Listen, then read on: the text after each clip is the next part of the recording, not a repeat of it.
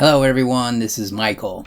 I usually make really long form videos, often over an hour long, and I've had some people say to me, why don't you make shorter videos? So I said, well, why don't I make shorter videos? So that's what we're going to try today. This is probably an excerpt from one of my long form videos, usually just a single album review from one of my ranking the catalog videos that I've done for many bands.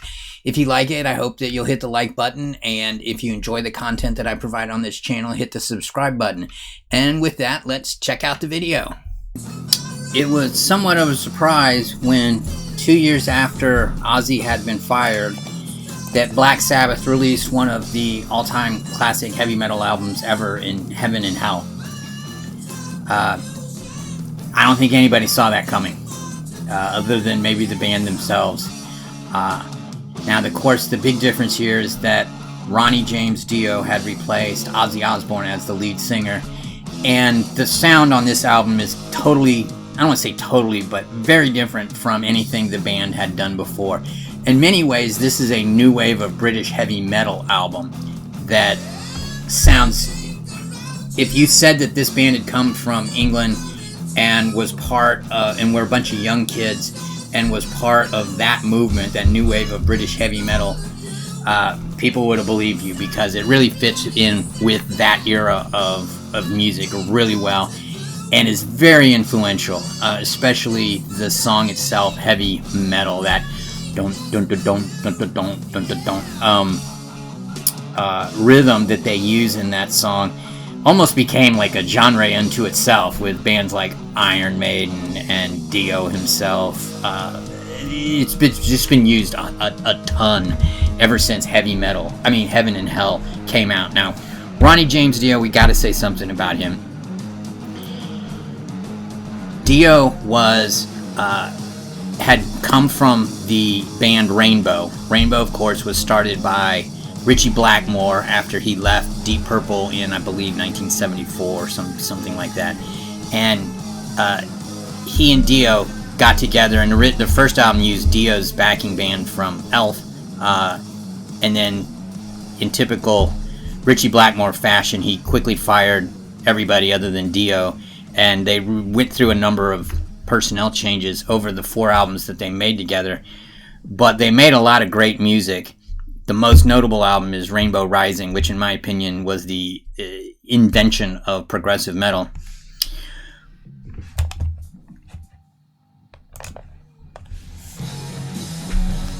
But Ronnie James Dio was a relatively unknown entity at that time. I mean, he had gained notoriety as Rainbow's lead singer, but for a guy who today is almost universally recognized as perhaps the best heavy metal singer of all time, and certainly one of the top 5 heavy metal singers of all time, and one of the greatest rock singers, period, of all time, it's pretty amazing.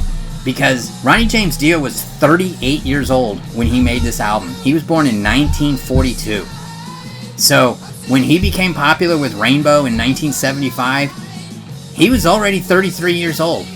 And he was 38 years old when he made this first album with Heaven and Hell. And most people who think of Ronnie James Dio in his entire career comes from this point forward, when he was 38 years old. And it's amazing, because if you go on YouTube now and you see all the reaction videos, especially from Vocal Coach Reacts to Singer X, Ronnie James Dio has gained enormous acclaim and reputational, and his reputation is, increased dramatically since all these YouTube React videos have taken off over the last 5 or 10 years. And it's well deserved. Guy is absolutely amazing, and he is a major component of why Heaven and Hell is such a good album.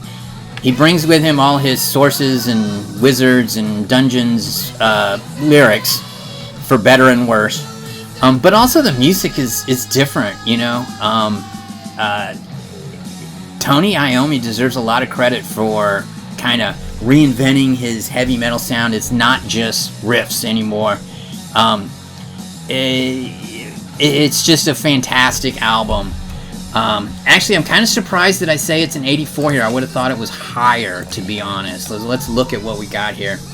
Children of the Sea, 5-star, 100 song, no questions asked. Heaven and Hell, same thing.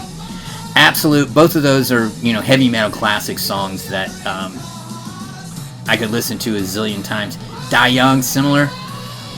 Lonely in the World, man, I'm surprised I don't have that as 100, to be honest. But you can see, like, Wishing Well and Walk Away are not so great. I agree. They're still good. They're just not great. But man, you can put this album on and leave it on and just listen to 40 minutes of heavy metal greatness from beginning to end. Again, I don't think many people saw Black Sabbath reemerging from the ashes of where they had been and coming up with one of the 80s metal classics. And yet again, you know, 10 years after Paranoid comes out, creating a classic heavy metal album. Just an amazing accomplishment that they deserve a lot of credit for.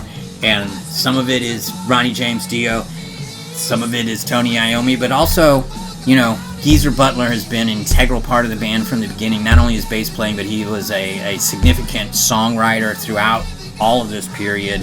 And of course, his bass play is totally unique. Nobody plays bass like Geezer Butler, and his bass elements through. Actually, all the guys. I've said this before. The four-piece bands that were really great in the late 60s, 70s that I admire so much: Led Zeppelin, The Who, Black Sabbath, all four pieces, and all four bands have outrageously talented people at all four positions. The singers, Ozzy, Robert Plant, Roger Daltrey. The guitarist, Tony Iommi, Jimmy Page, Pete Townsend. Bass players, Geezer Butler, John Paul Jones, and oh my god, The Who. I forget the guy's name here. He's arguably the greatest rock bassist in all history. And then the drummers for all four bands are also legendary: John Bonham, Bill Ward, and Keith Moon. All four guys in all three of those bands were just outrageously talented, and Bill Ward should be given a ton of credit for what this band accomplished, because he brought...